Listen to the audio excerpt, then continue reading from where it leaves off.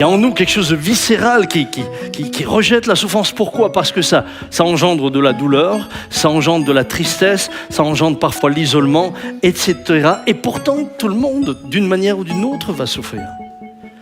Aujourd'hui, rien que les modes familiaux de la société actuelle engendrent la souffrance. Partout où il y a relations humaines, il y a possibilité de souffrance. Alors, la souffrance se présente dans d'autres sphères, comme un pédagogue. Même Jésus, le Fils de Dieu, n'a pas a été épargné de la souffrance. Alors, comment gérer la souffrance liée aux relations humaines? Dans cette vidéo, le pasteur nous donne plus de lumière là-dessus. Gérer la souffrance liée aux relations humaines. Toute relation humaine est exposée à de possibles souffrances. Que vous le vouliez ou non, à un moment donné ou un autre, vous pouvez, dans une relation humaine, être blessé. Le problème, ce n'est pas le fait d'être blessé. La question est comment vais-je gérer ce que je suis en train de vivre? Lorsque nous lisons l'Écriture, nous voyons que Jésus dit lui-même « Le disciple n'est pas plus grand que son maître, mais tout disciple accompli sera comme son maître. » Alors, en matière de blessures en relation humaine, Jésus était un expert. Tout simplement parce que lui-même va être de différentes manières, sous différentes formes, par différentes personnes, blessé. Il sera blessé, par exemple, lorsque sa mère, Marie, viendra avec ses frères. Beaucoup de gens ignorent que Jésus avait des frères. J'aimerais vous rappeler que Jésus avait vraiment des frères de sang. Après la naissance de Jésus, Marie eut d'autres enfants. Et c'est écrit dans la Bible. Mais lorsque ces derniers vinrent avec la mère pour, finalement le ramener à la raison parce qu'ils pensaient qu'il avait perdu la raison, il y a de quoi être blessé. Si ma mère, mes sœurs viennent me chercher en se disant « il a pété un câble », ça me blesse. Que dire de toutes les blessures qu'il a pu avoir, ne serait-ce qu'au travers de ceux qui l'ont abandonné. Dans Jean 6, 66, il est dit que beaucoup d'entre eux et des disciples qui étaient avec lui, qui avaient vu les miracles, qui avaient vu tout cela, diront « ces paroles sont trop dures lorsqu'il s'exprimera » et ils le quitteront, ils le délaisseront. Lorsqu'on vous délaisse, lorsqu'on vous abandonne et que vous aimiez les gens, ça blesse. Je ne vous parle même pas de ce qu'il a dû éprouver lorsque Pierre le reniera. Pire encore, Judas le trahira en l'embrassant.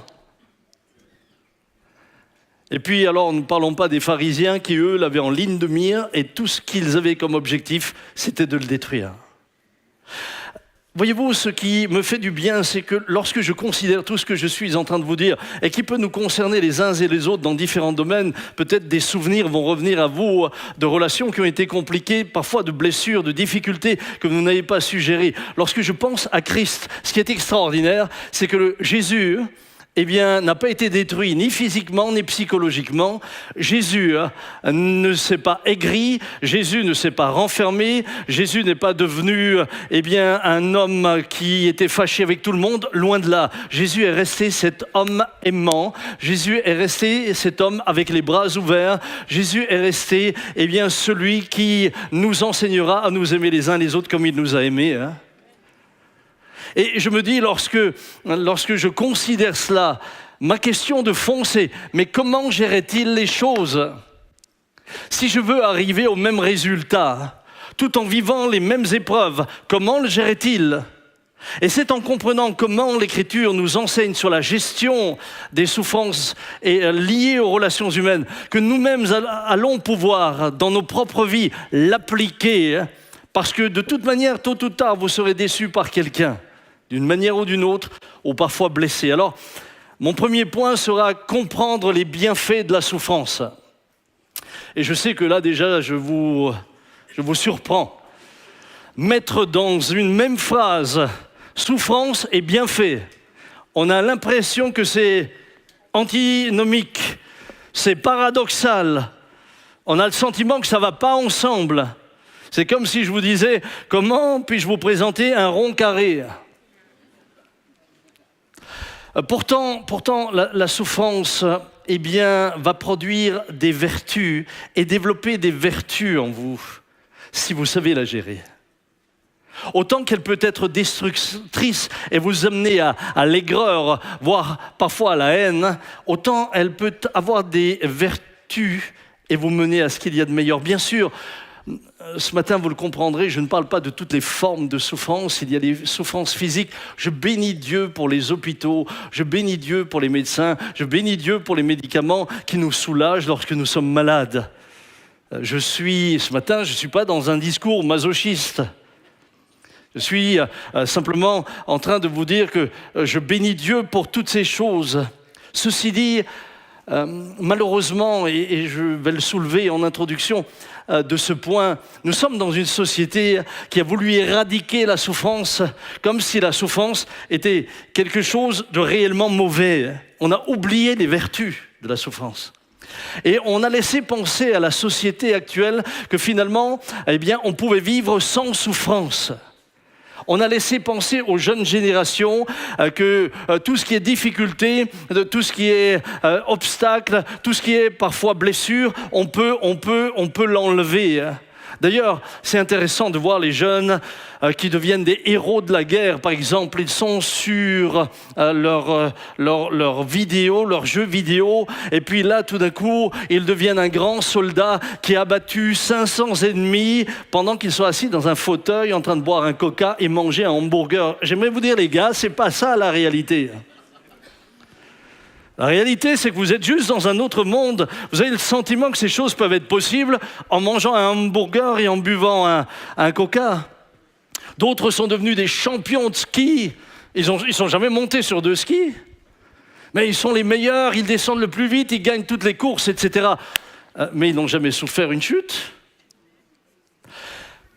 En conséquence, que se passe-t-il? Nous sommes dans une société aujourd'hui fragile.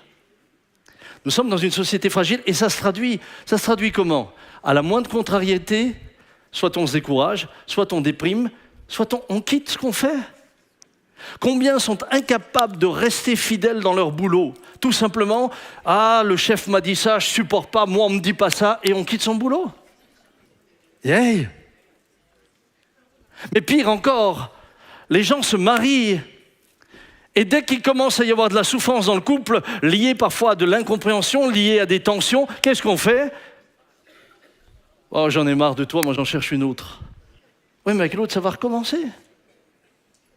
On ne sait plus, eh bien, persévérer, même quand c'est difficile, même quand il y a de la souffrance, pour ensuite voir la victoire. Pourtant, la souffrance est un pédagogue. Évidemment qu'aucun d'entre nous n'aime la souffrance. Naturellement, si je demandais qui aime la souffrance ici, si tu lèves la main, t'as un problème. Sincèrement.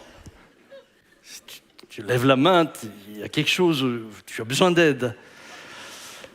Il y a en nous quelque chose de viscéral qui rejette la souffrance. Pourquoi? Parce que ça engendre de la douleur, ça engendre de la tristesse, ça engendre parfois l'isolement, etc. Et pourtant, tout le monde, d'une manière ou d'une autre, va souffrir. Aujourd'hui, rien que les modes familiaux de la société actuelle engendrent la souffrance. Le wokisme engendre la souffrance. La semaine prochaine, ne ratez pas, on s'y retrouve. Nous avons eu, je dois dire, j'étais ému sur le plateau quand nous l'avons fait. Nous avons eu l'occasion d'avoir un échange avec Yannick, que vous avez entendu un jour, qui était une femme qui est devenue un homme, qui s'est marié avec une femme, qui a vécu 11 ans avec une femme, et qui ensuite a été convaincue par Dieu que ce qu'elle faisait n'était pas juste. Elle exprime un parcours de souffrance terrible. Et elle explique comment elle prendra la décision de divorcer d'une relation qui ne pouvait pas être une relation juste devant Dieu et de revenir à l'état initial dans lequel elle était une femme. Suivez ces 2 heures, ça dure 2 heures. Mais je vous assure, cela vous donnera aussi beaucoup de compassion eu égard à ceux qui souffrent de ces choses-là. Chacun d'entre nous, d'une manière ou d'une autre, nous sommes appelés à souffrir. Cependant, nous oublions que la souffrance est un pédagogue. Dans Hébreux 5, verset 8, il est dit de Christ lui-même, Jésus, bien qu'il fût le Fils de Dieu, il a appris l'obéissance par tout ce qu'il a souffert. Le Fils de Dieu lui-même va apprendre l'obéissance au travers de la souffrance. Il ne s'est pas aigri, il va apprendre, il va progresser. En d'autres mots, lorsque tu es confronté à des situations difficiles, soit la situation va te détruire, soit elle va te faire progresser. C'est la manière de la gérer qui va tout changer. C'est l'état d'esprit, la mentalité qui va tout changer. Vous savez, la souffrance va vous faire progresser. Elle va vous faire progresser. Je fais une analogie avec les sportifs. Vous n'avez aucun sportif qui progresse sans souffrir. Ils souffrent tous. Ils souffrent tous d'une manière ou d'une autre. Mais si les muscles doivent se développer, eh bien, il faut leur mettre de l'opposition. Et l'opposition engendre de la souffrance. J'ai un fils qui fait...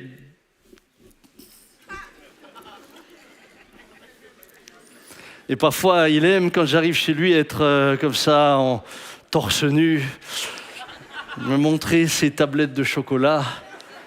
Moi, j'en avais aussi. Elles se sont transformées en mousse. Mais s'il fait les mêmes exercices avec 2 cotons-tiges, t'as pas mal. Mais t'as rien qui se développe, hein? Je suis souvent en admiration, vous savez, devant quels sportifs? Les nageurs. Ces gars-là, tous les jours, 6 à 7 heures dans l'eau. Et moi, l'eau que j'aime, c'est l'eau du spa, 35 degrés, comme ça c'est bien. Non, eux, ils sont dans une eau à 18, 17, 18, c'est tous les jours. Est-ce que vous croyez que tous les jours, les gars, ils sont contents d'y aller? Et ils vont nager. Attendez, il y a une souffrance physique, mais une souffrance psychique. Ils sont seuls. Quand tu fais de la brasse coulée, tu n'as pas le temps de parler avec le voisin. Hein? Les gars sont seuls pendant 6 heures. 6 heures, moi ça me rappelle Peugeot, la chaîne. 6 heures, waouh! Pour gagner, au bout de 3 mois, 4 mois, j'ai gagné 1/100 de seconde. Même tu me le dis que je ne comprends pas ce que tu es en train de me dire. Waouh! Vous savez, nous, on est plus souvent comme les supporters. Je le disais hier aux obsèques. Les supporters, vous avez déjà vu les supporters dans les stades de foot? Regardez-les. Vous voyez tout de suite que ce n'est pas eux qui pratiquent le sport. Qu'est-ce qu'il fait? Centre donc! Donne la balle! Mais tu le mettrais 1 minute sur le terrain, le gars. Moi, je mets assez mort.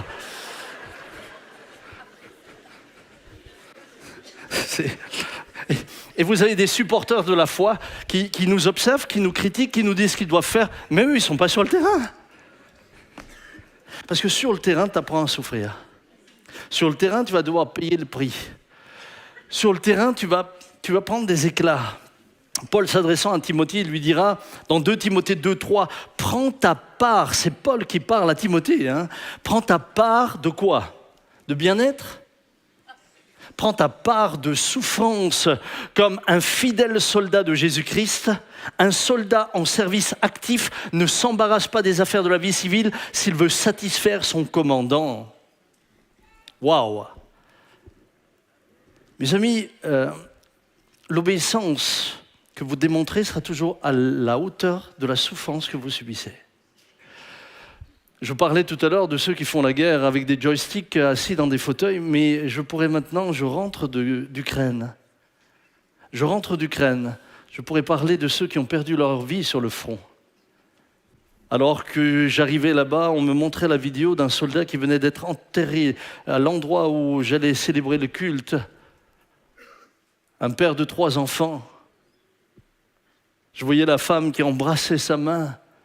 Il était là en treillis Ah oui, oui, quand tu vas à la guerre, tu t'exposes. Un soldat apprend à souffrir la solitude, le froid, la faim, la peur. Et son obéissance sera d'autant plus grande que c'est difficile de rester. Plus c'est difficile de rester, plus tu démontres que tu es soumis à celui qui t'a mis là. C'est pas quand tu es sur la plage que tu le démontres. C'est quand tu es dans la difficulté. Mais c'est là que tu apprends à te battre. L'entraînement de bien des soldats est souvent très dur. Pourquoi? Parce que la réalité du front, c'est très dur. J'écoutais l'autre jour un général de l'armée française. On est actuellement dans une espèce d'ambiance de va-t-en-guerre. Et il disait quelque chose de tellement juste. Il disait, mais ce que les Français ne comprennent pas, c'est que le problème que nous avons, ce n'est pas simplement l'argent. Le problème que nous avons, c'est que nous ne serions même pas capables de réunir une armée parce que nous n'avons plus d'hommes qui savent souffrir. Nous sommes dans une société hédoniste et individualiste. Il dit, le problème, c'est qu'il n'y a plus d'hommes qui sont prêts à donner leur vie pour la patrie. Il n'y a plus d'hommes qui sont prêts à mourir au front pour la France. Il n'y a plus d'hommes qui sont prêts à avoir froid, à avoir faim, à être loin de tout. Ils n'ont pas leur petit McDo, ils n'ont pas le Coca, ils n'ont pas leur Nike. Et il disait, nous ne serions pas en mesure de faire une vraie armée. Parce que la mentalité est tellement éloignée de la réalité qu'exige le terrain que nous pourrions envoyer que peu de monde. Mes amis, la souffrance a des vertus. Et elle développe en nous des vertus. La souffrance est le résultat de la douleur. Est-ce que je peux rapidement vous faire un petit résumé de ce qu'est la douleur ? Non, pas une seule. On est en démocratie. Il faut... Voilà. Oui. La douleur physique est une expérience sensorielle et émotionnelle désagréable. Avec ça, tout le monde est d'accord. Il y a 4 composantes. Première composante sensorielle, ce sont les mécanismes neurologiques qui permettent de décrire la douleur ressentie. Et lorsque ce mécanisme ne fonctionne plus, vous êtes en danger. Quand quelqu'un ne ressent plus le chaud, il est en danger de se brûler. Parce qu'il ne sent plus que la plaque est chaude quand il approche la main. La composante émotionnelle, elle confère à la douleur sa tonalité désagréable, pénible, voire insupportable. C'est-à-dire qu'émotionnellement, ça va se traduire. Et les malades qui sont là et devant lesquels je parle avec beaucoup de respect le savent. Et les émotions liées à la douleur sont d'abord la peur. Suivant ce que vous êtes en train de vivre, c'est la peur, c'est parfois l'angoisse, voire la panique, la colère, parfois la tristesse, quand la douleur se répète ou se prolonge. Ça, c'est la douleur physique. Il y a dans la douleur physique aussi la composante cognitive, c'est-à-dire la manière dont on va l'analyser. Par composante cognitive, on entend tout ce qui donne sens, interprétation, valeur à la douleur. Il s'agit donc de l'ensemble des processus mentaux capables d'influencer la perception de la douleur et des comportements qu'elle induit. Quand on a mal, on analyse, on cherche la cause et les recours. Vous êtes d'accord avec moi? Quand vous souffrez, vous voulez savoir pourquoi vous souffrez et surtout comment vous allez arrêter de souffrir. Et puis, il y a la composante, et je termine par celle-là, comportementale. Ensemble des manifestations, quand vous avez mal, verbal. Suivant que vous vous tapez sur le doigt, alléluia. C'est rarement ça. On est à l'église ce matin.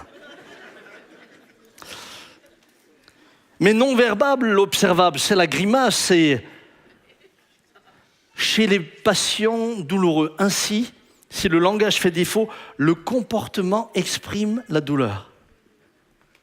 Tape sur le doigt.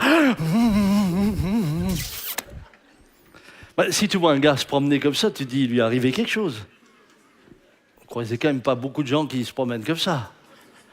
Et il y a donc l'expression physique et comportementale de la douleur que nous venons d'avoir. Eh bien, ce qui est vrai physiquement l'est vrai également psychologiquement et émotionnellement. C'est exactement les mêmes composantes. Et nous allons l'analyser ensemble. Mon deuxième point, c'est comment réagissons-nous face à la souffrance? Comment réagissez-vous? Tiens, pose la question à ton voisin. Comment réagis-tu? Nadine, tu réagis admirablement. Moi, je t'admire. Je fais partie de ces admirateurs. Tu es courageuse. Mais là, la question, c'est surtout la souffrance relationnelle. C'est Spurgeon, et je m'adresse aussi aux amis internautes, si vous êtes à plusieurs, posez-vous la question les uns aux autres. C'est parfois intéressant. Spurgeon disait « Il est difficile de se comporter comme il faut sous le poids de l'épreuve et d'allumer une chandelle quand les autres soufflent tout autour. » C'est beau, hein? Vous voulez que je le répète?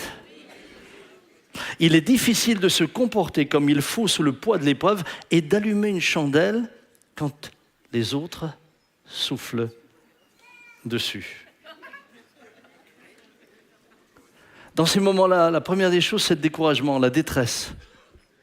Dans ces moments-là, souvent, c'est la colère, c'est l'indignation, suivant ce qu'on nous a fait, ce qu'on nous a dit. Dans ces moments-là, c'est parfois, pour certains, la déprime ou la remise en question. Je vaux rien, je ne suis rien, je ceci, je cela. C'est tout ça. Je n'ai pas le temps de vous faire un exposé complet, mais c'est tout ce que nous ressentons, c'est tout ce que nous pouvons interpréter. C'est parfois nos réactions qui peuvent se traduire par des paroles violentes, des paroles qui dépassent la maîtrise de nous-mêmes. On est presque prêt à s'unir au psalmiste Asaph, à faire un chant de lamentation, à dire comme lui « Regardez-les, ces gens sans foi ni loi, toujours à l'abri des ennuis, ils améliorent leur situation. C'est donc pour rien que je suis resté honnête et que j'ai lavé mes mains en signe d'innocence. » Est-ce qu'on ne serait pas capable d'avoir la même réaction? Ça, c'est un psalmiste, hein? C'est Asaph qui a écrit des psaumes. Hein?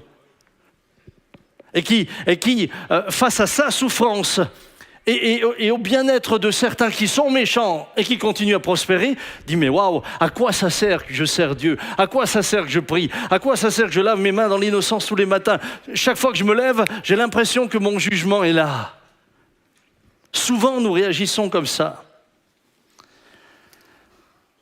Un autre constat que nous pouvons faire, c'est que nous ne réagissons pas tous de la même manière face à la souffrance. C'est déjà vrai pour le physique. Entre deux personnes qui se font mal de la même manière, vous avez deux réactions différentes. Le gars, il se tape sur le petit doigt. Aïe! Et il continue. L'autre, pas. Aïe! Appelle le SAMU! Ah, je vais mourir! Nous avons des perceptions différentes. Vous avez déjà remarqué ça? D'ailleurs, les femmes en disant, ma femme, je ne veux pas dire les femmes, ma femme me dit souvent, les hommes, vous êtes des chochottes. Elle dit, moi, j'ai accouché 6 fois, toi, avec ton petit rhume, t'es...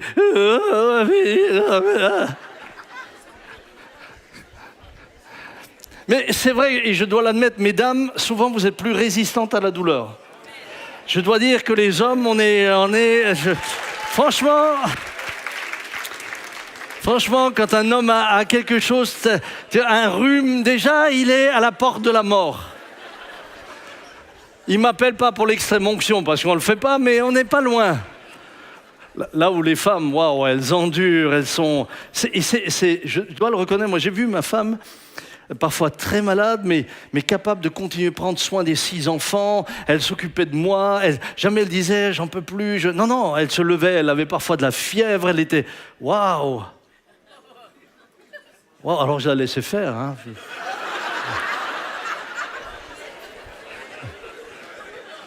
Ah non, faut pas décourager les gens dans un élan aussi positif. Hein. Presque ça fait partie du soin. Mais c'est vrai que quand moi j'ai quelque chose... Non, je résiste quand même un peu. Hein. Un tout petit peu. Il faut aussi dire que selon les blessures que vous avez eues dans l'enfance, suivant votre parcours de vie, ou alors l'éducation. L'enseignement que vous avez reçu, vous savez à quel point l'enseignement va vous influencer en tant que gamin? Je prends l'exemple de Dominique et je prends mon exemple, si vous le permettez, parce que c'est ceux que je connais le mieux quand même. Dominique est née dans un foyer où malheureusement les parents ont divorcé, elle avait 5 ans. Et puis ensuite, alors que les 2 parents vivaient, les parents l'ont mise, elle et son frère, eh bien, à l'orphelinat. C'est toujours difficile de comprendre ce que tu fais à l'orphelinat quand tu as 5 ans, alors que tu as les 2 parents. Je ne parle pas de l'absence de parents. Et puis, dans son dossier, puisqu'elle avait demandé son dossier, elle découvrira plus tard qu'à l'âge de 10 ans, la maman aurait pu la récupérer. Elle l'a prise 1 mois, et puis, pour X raisons que je ne saurais dire maintenant, elle l'a ramenée à l'orphelinat pour la chercher 2 ans plus tard. Les blessures liées à l'abandon créent en vous une manière de penser et de réagir. Un jour, je parle avec mon épouse, et ce n'est pas un secret, et je lui dis, mais Dominique, comment tu perçois les gens, toi, en général? Ça remonte maintenant, comment tu les perçois? Elle me dit, écoute, pour moi, les gens sont des personnes à qui tu ne peux pas faire confiance. Parce que quand ton père et ta mère t'abandonnent, tu te dis, si ceux qui m'ont donné la vie et qui étaient en charge de me protéger, de me nourrir, de m'éduquer, m'abandonnent, alors c'est possible pour n'importe qui. Et voyez-vous, rien que la manière de penser, rien que cette manière de penser, comprenez bien mon raisonnement, rien que la manière de penser, c'est déjà une manière de te protéger. Parce qu'en partant du principe que tu peux faire confiance à personne, tu ne te livres à personne. Mais tu restes seul. Mais tu souffres parce que tu vas passer ton temps seul. Cependant, quand quelqu'un te déçoit, tu n'es pas blessé parce que de toute manière, tu pars du principe que tu peux faire confiance à personne. Donc, quand quelqu'un te trahit, ça vient juste conforter ce que tu as déjà établi comme système de pensée. Tu peux faire confiance à personne. Et quand ça arrive, elle me disait parfois, tu vois, je t'avais dit. Pour elle, c'était aussi simple que ça. Mais c'est ce qui lui permettait de se protéger. Par contre, c'est ce qui nous a, pardonnez-moi, mais empoisonné notre vie de couple dans les premières années. Pourquoi? Parce que si tu peux faire confiance à personne, ton mari fait partie. Eh oui. Et avec Dominique, on a souffert pendant des années, par exemple, sa crainte que je l'abandonne. Elle développait à cause de cela. C'est passé maintenant. Merci Seigneur. Elle développait à cause de cela une jalousie morbide. Une jalousie, mais morbide. Parce qu'elle m'aimait et en même temps elle était convaincue que je suis capable moi aussi de l'abandonner comme son père, sa mère et tous ceux qui l'ont trahi dans tout son parcours. Et c'était terrible parce qu'on en arrivait à des tensions, mais des reproches. Je disais, mais un jour je lui ai dit, mais tu aurais dû être metteur en scène, toi t'inventes des histoires, mais extraordinaires, on aurait gagné les Oscars. Mais elle était convaincue. Je ne vais pas rentrer dans les détails parce que ça ne sert à rien, mais ça peut être un homme qui est comme ça. Et sa souffrance était réelle, sa douleur était réelle, sa peur, son angoisse à ce sujet-là était réelle. Si j'étais avec elle dans la rue et une femme me regardait, elle ne pouvait pas me regarder une deuxième fois. Tu t'es déjà fait tuer du regard? Dominique te regardait une fois. L'autre...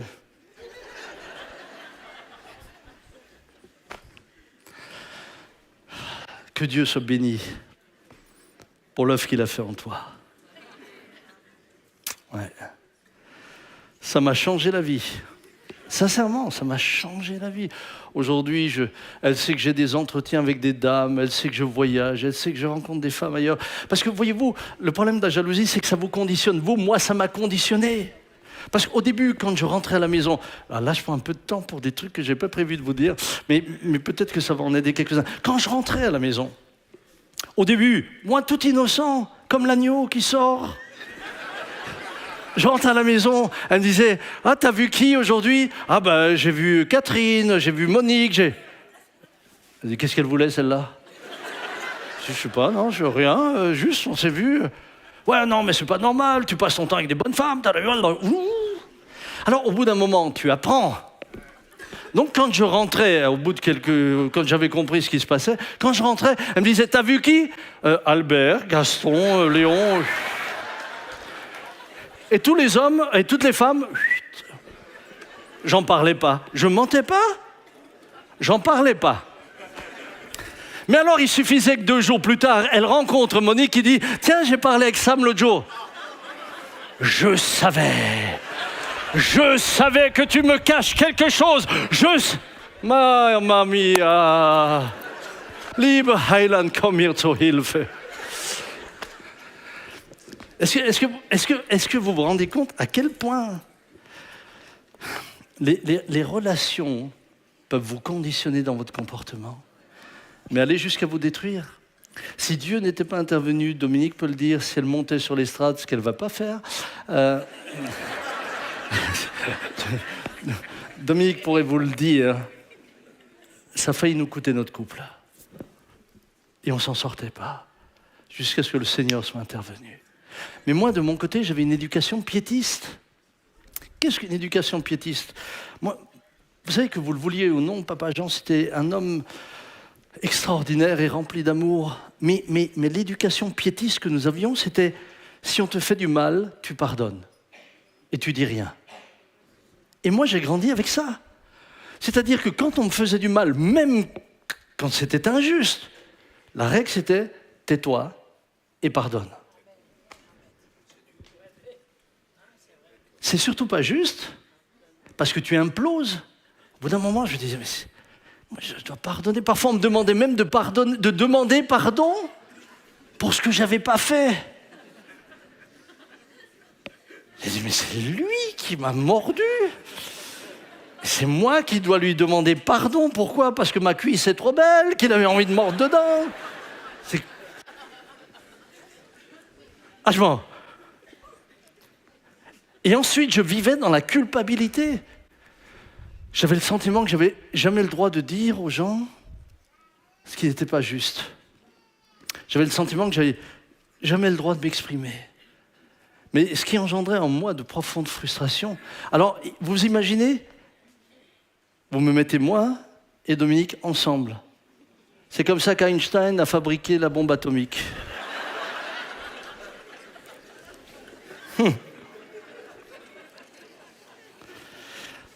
Il y a ce qui vous a construit, qui vous conditionne, mais il y a autre chose. Il y a aussi l'influence que les autres vont exercer sur vous quand vous avez été blessé, qui va vous influencer. Lorsque vous êtes blessé, quand quelqu'un vous blesse, autour de vous, ça réagit. C'est votre épouse, c'est vos enfants, c'est parfois vos collègues, et ils viennent vous dire « Mais t'as qu'à lui dire ça, t'as qu'à faire ça, t'as qu'à faire ça, t'as qu'à faire... » Non, mais c'est pas ce qu'ils vous disent que tu dois faire. Moi, je sais que mon épouse m'aime, mais même, je ne pourrais pas être aimé plus, il n'y a que le Seigneur au-dessus. Mais si vous me touchez, là, elle en fait son affaire. Alors, malheur à celui qui tombe dans les mains du Dieu Tout-Puissant, mais dans ses mains à elle... Et alors, je sais, je la connais, je sais. Donc je ne sais pas si vous vous souvenez, quand il y avait le Covid, j'étais très mal à l'hôpital, on ne savait pas si j'allais vivre ou mourir. Certains écrivaient « il n'a qu'à crever ». D'autres écrivaient toutes sortes d'insultes, etc. Et moi, je connaissais Dominique. Donc, je l'ai convoqué. Je lui ai dit « je t'interdis ». I'm the chef. Je t'interdis de me défendre. Je suis assez grand. Je t'interdis de me défendre. Ni sur Facebook, ni sur quoi que ce soit, tu ne me défendras pas. Alors elle m'a fait, oui. Le Covid est passé, je suis sorti de l'hôpital, etc. J'allais mieux. Un jour, le frère Josué, qui est là, me dit « Ah, t'avais vu le message que maman avait fait ?» Déjà, j'étais un peu inquiet. Il dit « Elle a fait un message ?»« Ah ouais, un gars qui était méchant avec toi. » Ouh. Il dit quoi, le message?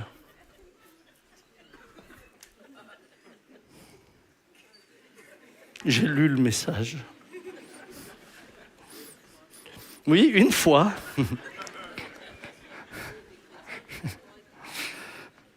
Ah, les chrétiens étaient d'accord avec toi? Ah ben, il y en a toujours qui seront d'accord avec toi, ouais. Elle lui avait juste écrit « Le jour où on remettra des médailles pour la connerie, tu ne seras tellement lourd que tu ne pourras plus te déplacer. » Et bon, eh bien... Dominique Peterschmidt en plus, elle n'a pas mis Marguerite le coquelicot. J'ai dit, mais Dominique, je suis pasteur. C'est ma femme qui répond. Ah ouais, mais là, j'en pouvais plus. Ah. Vous voyez que vous pouvez être influencé. Et la manière dont on vous influence vous amènera aussi à réagir. Il faut résister à tout ça. Pourquoi? Parce que sinon, il y a deux manières de terminer. Soit vous terminez aigri, tout seul, avec la conviction que il vaut mieux quitter l'église, j'ai été déçu, j'ai été blessé, le pasteur m'a blessé, celle-là m'a blessé, le groupe de vie m'a blessé, mon mari n'arrête pas de me blesser, je vais le quitter. Vous allez finir seul, aigri, en ayant le sentiment que tout le monde vous en veut. Ou alors vous allez apprendre à gérer, à pardonner, mais à devenir plus fort. Et c'est ce de quoi je voudrais vous parler maintenant. Est-ce que vous me le permettez encore? On a encore un quart d'heure, mais c'est sûrement la partie la plus importante pour moi. Parce que je sais que je vais un peu vous déstabiliser.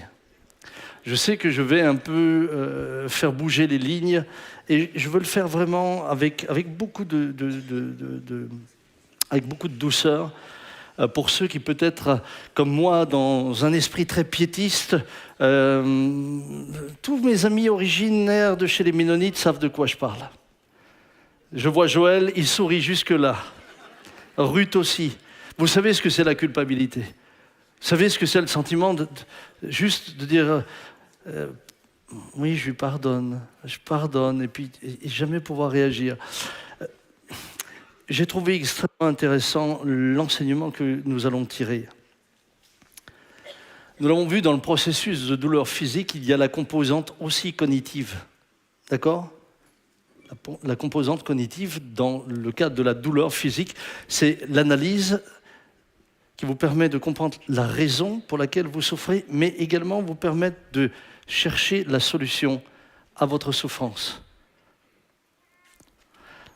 Lorsque vous considérez ce que dit l'Écriture, bien sûr que la première des choses à faire, et je ne vais pas m'étendre là-dessus, c'est parfois nous nous sentons blessés, mais quand nous nous sentons blessés, avez-vous déjà remarqué que très peu de fois nous nous remettons en question? Le premier élément, et je crois qu'il est extrêmement important, c'est m'éprouver moi-même. Je me sens blessé.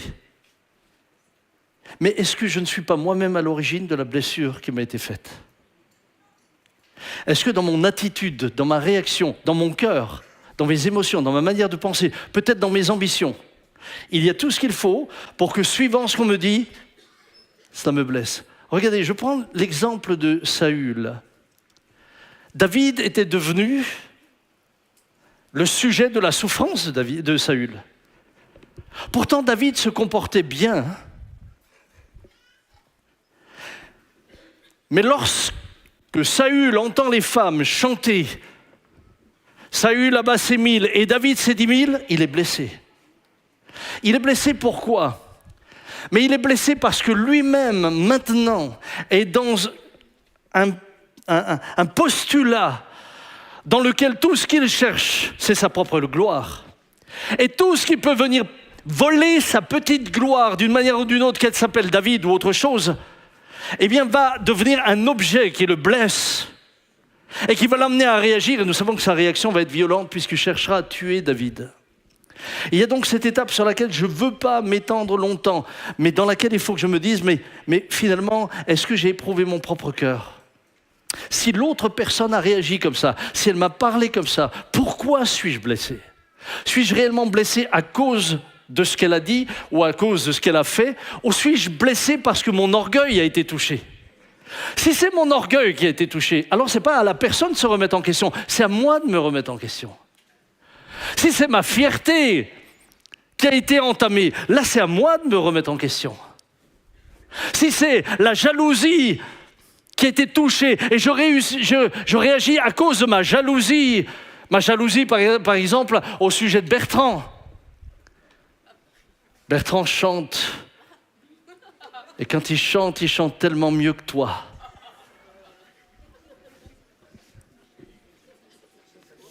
Pardon.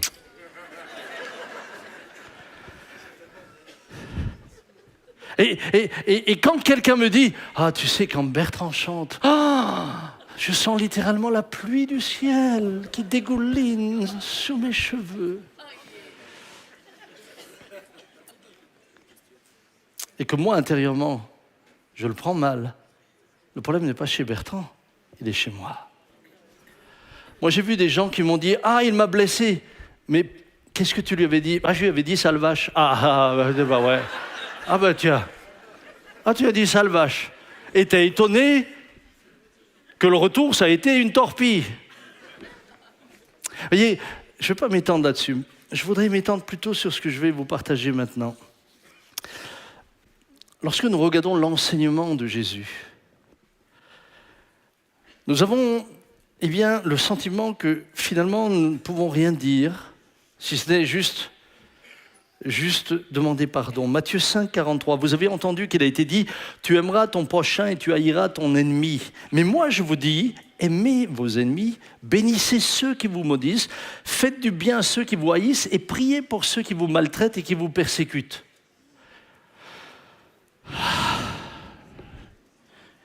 Alors vous serez fils de votre Père qui est dans les cieux, car il fait lever son soleil sur les méchants et sur les bons, et il fait pleuvoir sur les justes et sur les injustes. Une fois que vous avez terminé de lire cela, vous avez le sentiment que vous ne pouvez plus rien dire. Et je crois qu'il est important de considérer l'enseignement de Christ et l'attitude et le comportement de Christ. Parce que les deux ne sont pas paradoxaux, mais se chevauchent et se complètent parfaitement. Je vais vous donner quelques exemples. Nous ne pouvons pas nous exempter de l'analyse de ce qui nous arrive. Parce que, voyez-vous, ce qui vous permettra de gérer la souffrance, c'est toujours la vérité. C'est toujours la vérité. La vérité, c'est toujours ce qui vous permettra de gérer la souffrance et de la gérer de la bonne manière. De manière à ce que lorsque ce quatrième élément comportemental que nous avons vu tout à l'heure arrive, vous ayez la bonne attitude. Je crois de tout cœur que Christ lui-même a géré les différentes attaques en fonction et toujours à la lumière de la vérité. Pourquoi ? Parce que la vérité est importante. Toute victime d'injustice, d'une manière ou d'une autre, le gère d'autant mieux que la vérité est rétablie au sujet de l'offense subie. Vous réagissez toujours différemment lorsque la vérité est rétablie. Quand une jeune femme se fait violer et que vous lui dites juste « pardonne », vous êtes en train de la détruire. Vous avez besoin de rétablir la vérité et vous avez besoin de voir la justice être rendue quant à ce qu'elle a souffert pour qu'elle puisse pardonner et se relever. La vérité. Et très souvent, dans nos milieux, on a peu parlé de cela. Voire on n'en a pas parlé. Voire on a juste été simpliste avec de grands raccourcis. Pardonne. Oui, pardonne, fondamentalement, toujours. Mais comment pardonner de manière saine ? Il y a différentes manières de pardonner. On peut pardonner de manière saine, c'est-à-dire avec la justice et la vérité.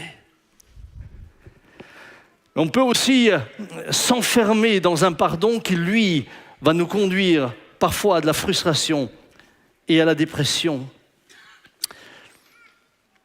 J'aimerais que dans nos églises, on applique ce principe plus souvent.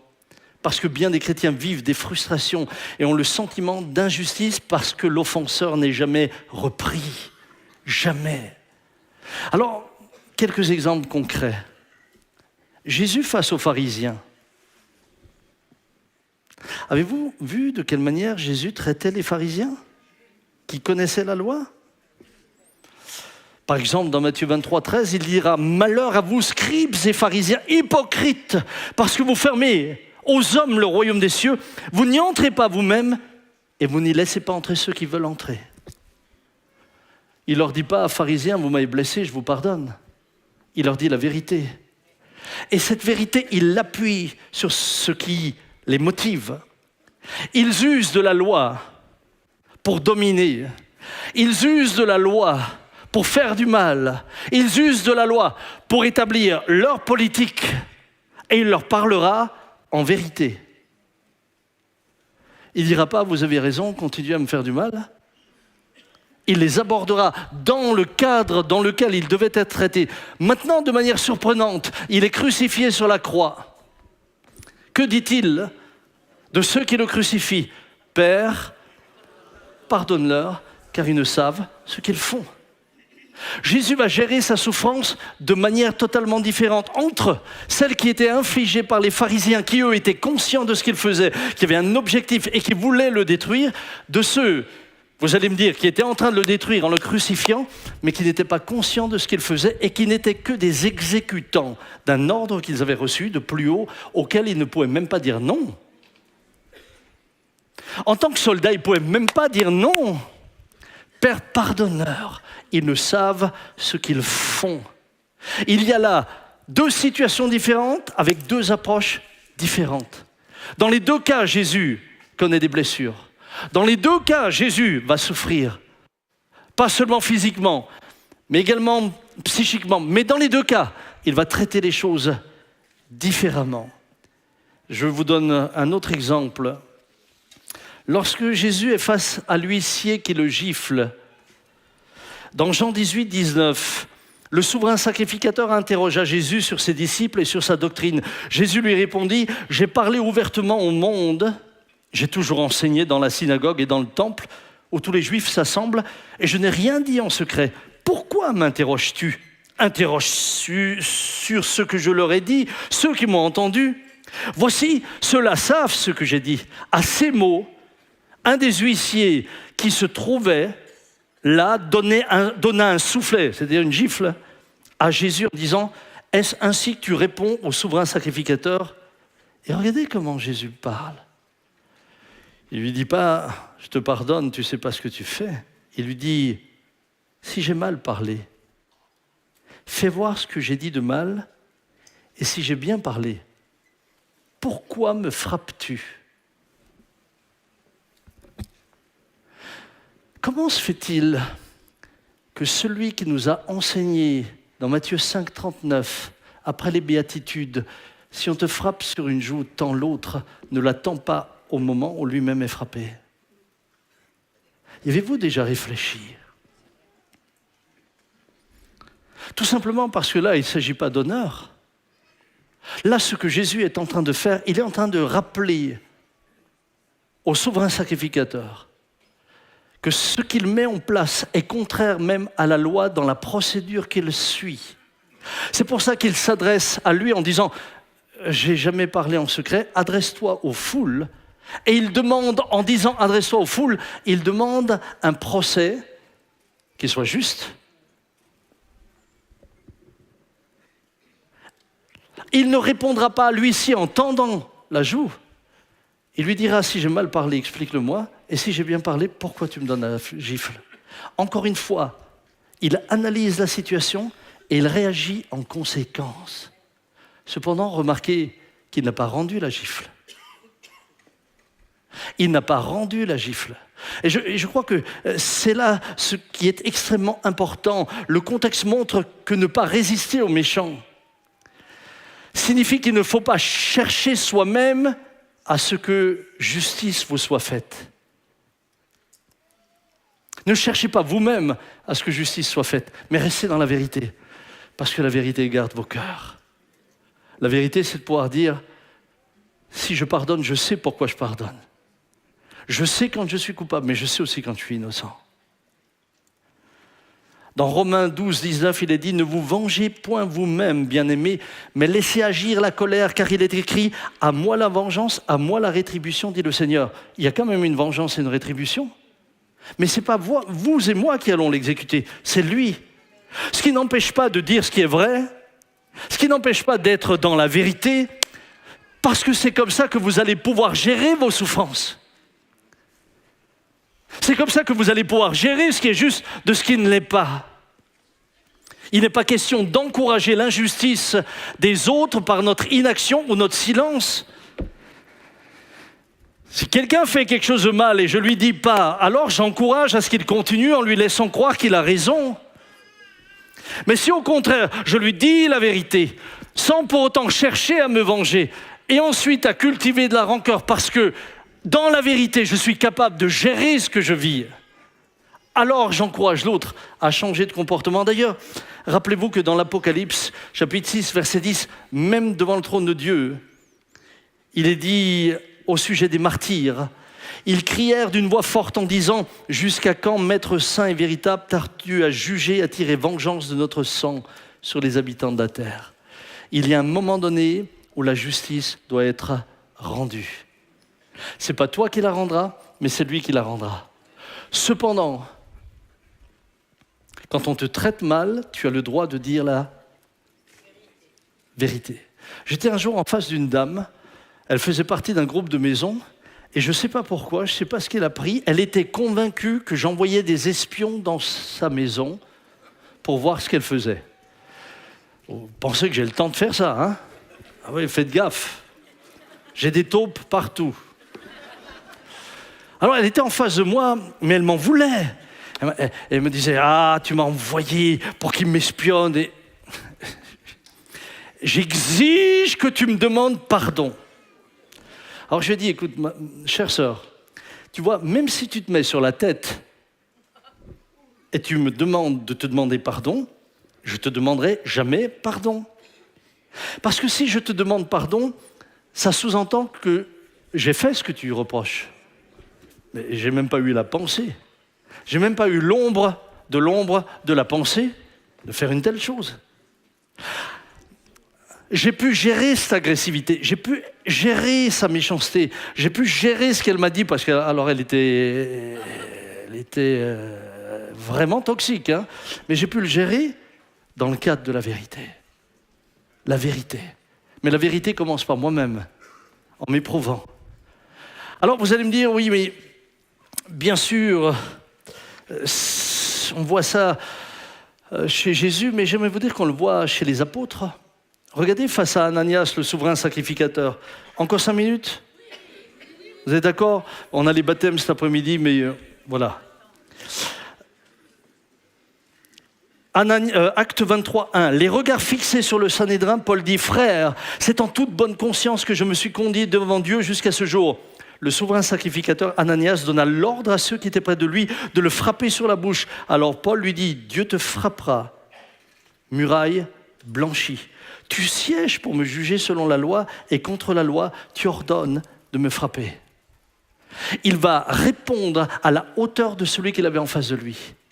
Il savait qu'Ananias faisait là un acte qui était répréhensible.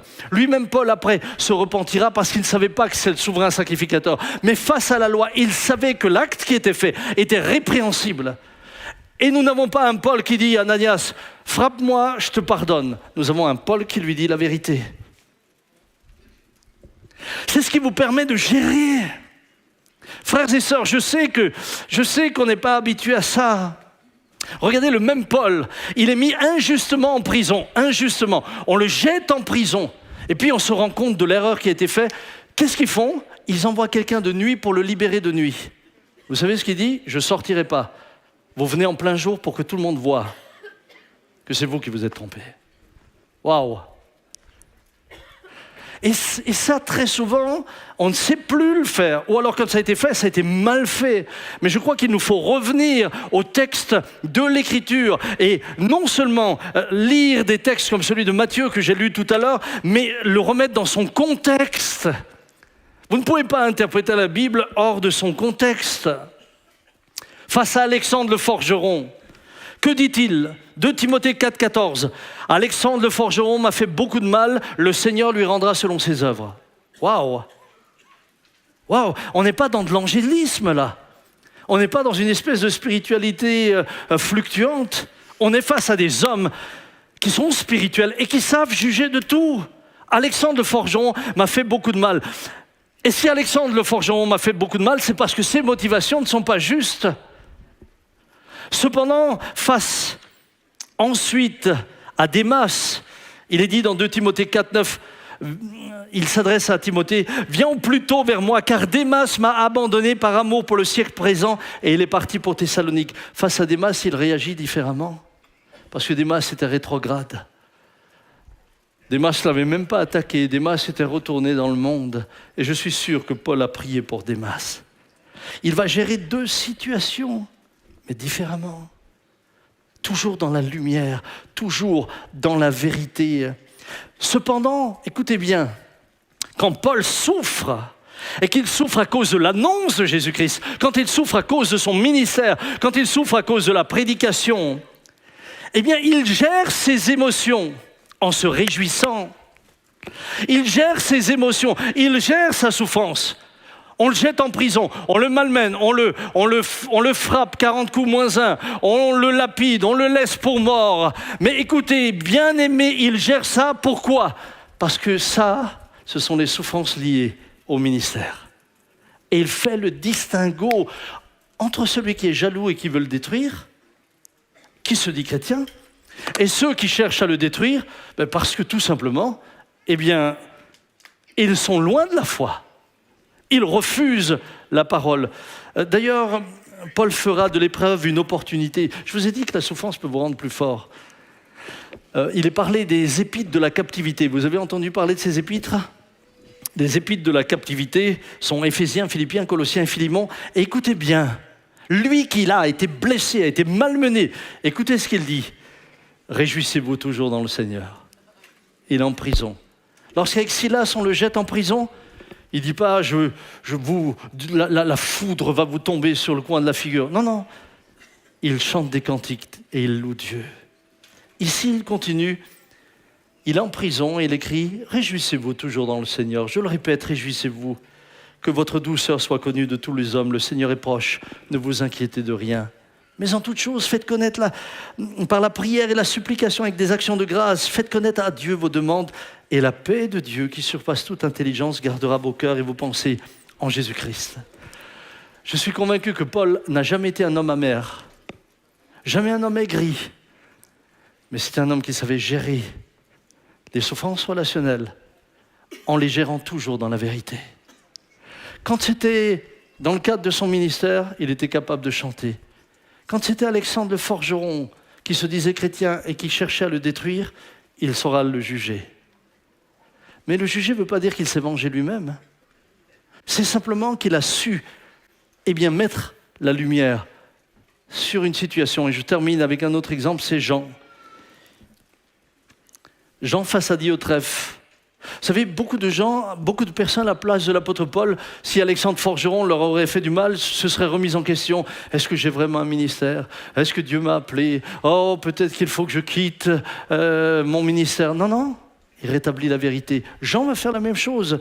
Il est dit de Diotrephe, 3 Jean 1, 9. J'ai écrit quelques mots à l'église. Mais Diotrephe, qui aime à être le premier parmi eux, ne nous reçoit point. Pourquoi est-ce qu'il ne les reçoit point ? Par orgueil, il aime à être le premier. C'est pourquoi, si je vais vous voir, je rappellerai les actes qu'il commet, en tenant contre nous de méchants propos. Non content de cela, il ne reçoit pas les frères, et ceux qui voudraient le faire, il les en empêche et les chasse de l'Église. Bien-aimés, n'imite pas le mal, mais le bien. Celui qui fait le bien de Dieu, celui qui fait le mal n'a point vu Dieu. frères et sœurs, on n'est pas devant un Jean béat en train de dire « Oh, Diotrephe m'a fait du mal, mais c'est malheureux, Seigneur, pardonne-le. » Non, non, il dit « Je vais venir. Toi, Diotrephe, je vais te mettre à la lumière. Je vais dire clairement pourquoi tu fais ça. » Mais vous n'avez pas un Jean qui dit « Oh, Diotrephe ne veut pas que je vienne, je suis un mauvais prédicateur, je ne sais pas prêcher, je ne sais pas chanter, c'est pour ces raisons-là. » Jean n'est ni amer, ni abattu, il est juste dans la vérité, il dénonce celui qui fait le mal. C'est pour ça que la Bible dit « ôtez le méchant du milieu de vous ». Mais comment vous voulez l'ôter si vous ne savez pas parler, être dans la vérité? Bien-aimés, je sais que je risque un peu de déstabiliser les uns et les autres. J'aurais encore beaucoup d'autres exemples que je pourrais prendre, mais j'ai voulu ce matin vous libérer. Non pas vous libérer à régler des comptes. Hello. Non, j'en vois qui ont déjà sorti le pistolet en disant « Ah, j'avais pas compris. Ouh. » Non, c'est gérer votre souffrance, mais dans la vérité. Mais dans la vérité. Fermons nos yeux pendant un instant. Jésus dit « La vérité vous rendra libre. » Pendant que le clavier... Joël, s'il te plaît. Parce que le clavier ne joue pas tout seul. Hein? Il y a quelqu'un derrière un clavier. Merci, Joël. Pendant que nos yeux sont fermés, Jésus dit « La vérité vous rendra libre. » La vérité vous affranchira. Pouvoir être dans la vérité, pouvoir, bien sûr, dans l'amour, dire la vérité. Il ne s'agit pas d'aboyer la vérité. Dans l'amour, dire la vérité. Dans la paix, pouvoir faire un constat lucide qui vous permet alors, dans la justice, de gérer le mal que vous ressentez. La vérité vous permettra toujours de gérer vos souffrances et les réactions qui peuvent l'accompagner. Elle vous permet de pardonner en sachant ce que vous pardonnez, de ne pas vivre dans la frustration, tout en vous rappelant que nous ne sommes jamais invités à rendre le mal pour le mal d'aucune manière, ni par des mots, ni par des paroles, ni par des attitudes, ni par des gestes, encore moins. La justice rendue appartient à Dieu, mais nous le laissons lui être le juste juge. Nous pourrons alors continuer notre chemin comme Jésus, sans nous détourner de la foi, sans être détruits par la souffrance, sans nous aigrir, sans devenir amers, sans accumuler de la haine ou tomber dans la colère, dans la dépression. Parfois des chrétiens qui se mettent à boire. Frères et sœurs, nous savons du reste que toute chose, même celles qui sont difficiles, même les souffrances, concourent au bien de ceux qui aiment Dieu. Toutes choses, elles produisent en nous, si nous les gérons sous le regard du Seigneur, dans la sainteté et la crainte de Dieu, et bien des fruits qui demeurent. Et à la fin, c'est vous qui êtes un homme changé. C'est vous qui êtes une femme changée. À la fin, c'est vous qui, au lieu de terminer amer, replié sur vous-même, êtes un homme libre. Qui êtes capable de vous éprouver vous-même, capable de dire la vérité dans l'amour, capable de ne pas laisser des accusations fausses vous détruire parce que vous avez mis la lumière dessus. Mais qui êtes capable, même après, à nouveau d'aimer celui qui vous a offensé. Qui êtes capable, lorsqu'il se repent, de reprendre le chemin avec lui. Qui êtes capable de rester fidèle à ce que Christ vous a appelé à être en tant que soldat de Jésus-Christ. Père, je te bénis pour mes bien-aimés dans ce lieu, sur le net. Nous avons tous pu être blessés et nous avons tous blessé. Seigneur, nous n'avons pas été exempts de souffrir, mais nous n'avons pas été exempts de faire souffrir. Ce matin, je prie pour chacun d'entre nous. Donne-nous la sagesse, donne-nous cette intelligence spirituelle qui nous permet, oui, de tendre l'autre joue quand il faut l'attendre et qui nous permet de ne pas l'attendre quand il ne faut pas l'attendre. Qui nous permet, Seigneur, d'accepter de nous remettre en question et de nous repentir si nous sommes coupables, mais qui nous permet aussi, Seigneur, de dire la vérité. Donne-nous la douceur, la maîtrise de nous-mêmes, que nous agissions toujours selon ta volonté et qu'ainsi, Seigneur, nous ne soyons pas des croyants frustrés, des croyants blasés, des croyants qui dépriment, mais des hommes et des femmes libres. En toi, par toi, pour toi, au nom de Jésus. Nous t'avons ainsi prié. Amen.